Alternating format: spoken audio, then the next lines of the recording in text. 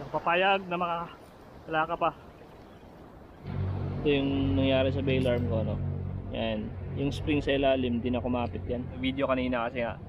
Wala na, bad trip na ako, no?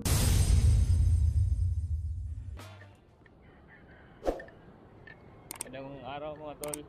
Another session na naman tayo. Day 2 ng ating fishing adventure. So, yun mga tol. Babalikan ko lang yung spot kung saan ako nag day 1. Hanggang day 3 tayo dito, hanggang hindi ako nakakahuli ng hinahunt ko, which is the Trevally. Nag day 3 tayo. Kung 1, 2, 3 wala, hanggang doon na lang tayo, no? So yun, kakatila lang ng ulan. Umulan kasi kanina. Sana ganito lang yung panahon, no? Hindi maulan at saka walang araw. Makulimlim lang. Kaya ng alon, no? Doon tayo sa unahan. Saan pumeso tayo nung nakaraan. Set up ko guys, as usual, nasa description na lang po. So kita-kits na lang tayo dun mga tol. Pwedeng ko dun. Let's go. Yun, hagis na tayo.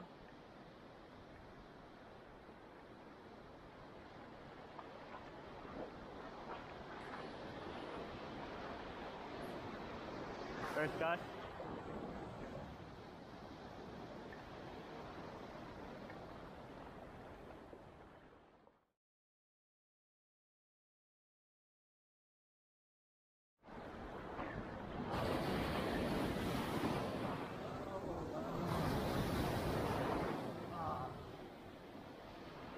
First na mabasa. Ayun.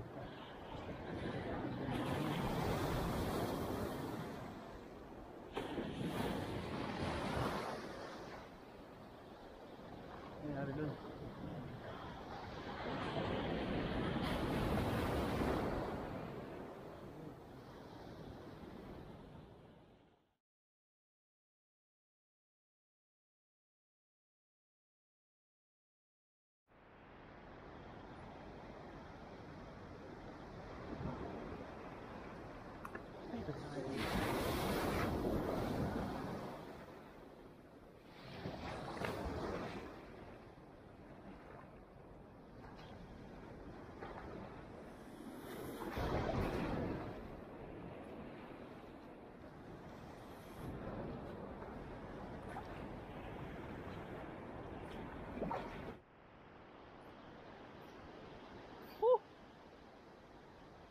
Yung papayag na wala ka pa.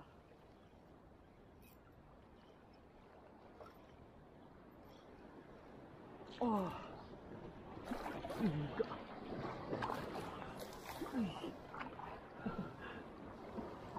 Triple tail.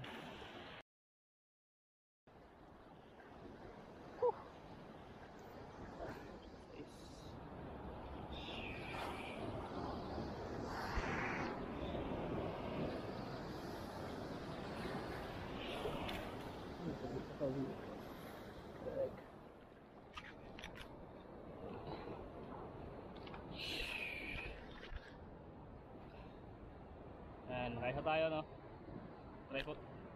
Triple tail para sa ating second day. Wala pa rin yung ano na ano ko kanina ng Trevally. Di ko na record kasi nga hinahampas-hampas ako ng alon. Pero good.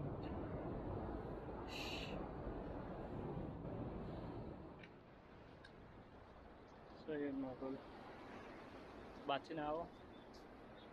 So yung day ko hindi masyadong ewan, pero bad trip ako ngayon. Yun guys, yung nangyari sa lure, talagang biligosan ng ano ng needlefish. Ayan. Sirang sira yan boy. Wala, parang ano yun eh, para sa akin di ewan ko, bad trip ako sa day 2 ko. Hindi na ako makapag day 3. Wala na akong lure. Tira kong lure ngayon. Sira na lahat. Hindi pa dumating yung mga order ko. Tapos yung 6 grams ko wala ang dila kanina sumabit. Pero ito yung nakadali ng triple tail na uli natin kanina. Wala na yan. Tapos natira ko ito na lang. Wala na to. Hindi ko masyadong ginagamit eh. Ito power para sa akin to. So yun mga tol, siguro yung day 3 ko i-continue ko pa rin pagdating ng mga lure ko. Yun, sisikapin ko mga pag-upload ng consistent. So lang tuloy-tuloy. Tagal ko ring iniwan yung YouTube eh. Matagal ako nagpahinga sa fishing. Ewan, as re-repair ko pa yung bail arm ng reel ko. Para to. Ito yung nangyari sa bail arm ko Yan, yung spring sa ilalim, di na kumapit yan. Pero goods pa rin yan pag sa hatakan. Pag ito lamang hinatak mo yung linya, hindi naman bumabalik. Ang problema lang yung pagka-cast mo, lalo na pag nagpukul ka ng malayo at saka malakas. Dito, which is hunting sana ng Trevally. Wala pa rin. Pero alam ko yung nag-strike kanina kasi kadalasan para sa akin kadalasan yung strike ng Trevally nasa lang shoreline lang talaga. Kaya sa buhanginan lang, saka malalaki yung alon. Doon pa lang ako kanina kasi malalaki yung alon, hindi pa ako nakapag-push doon sa sa tinatawag na hunasan. So yun mga tol, i-upload ko to kahit short video lang. Hindi naman ako masyado na video kanina kasi nga wala na, bad trip na ako Dagang yung alam mo yung gana mo sa fishing biglang nawala dahil sa mga nangyayari. Unang na-bad trip ako nung nasira ulit yung bail arm. Kakasimula ko pa lang, siguro mga 5 cast pa lang yun. Nagsimula ng nasira yung bail. And then may nag-strike sa harapan ko, which is pagkasira ng bail, may nag-strike sa harapan ko. Hindi ko na hook set kasi nga inaalala ko yung bail arm kung pa ba, tutuloy pa ba ako sa fishing. Sorry guys, pasensya na kung puro kwento lang ako sa ngayon wala eh. Nadadala ko sa bad trip kahit nga nung strike ng balo. Hindi na ako nag-video nun kasi nga gawa ng wala na akong gana. Pero yun, wala na guys. Pero yung labanan namin ng balo, medyo siguro mga 2 minutes saka nasira yung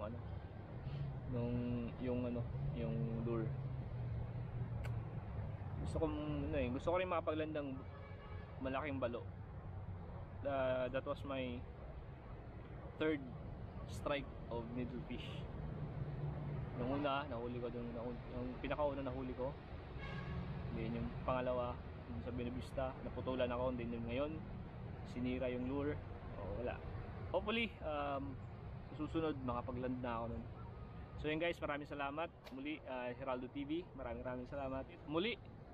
Sana mapagtripan yung tampalin yung subscribe button ko.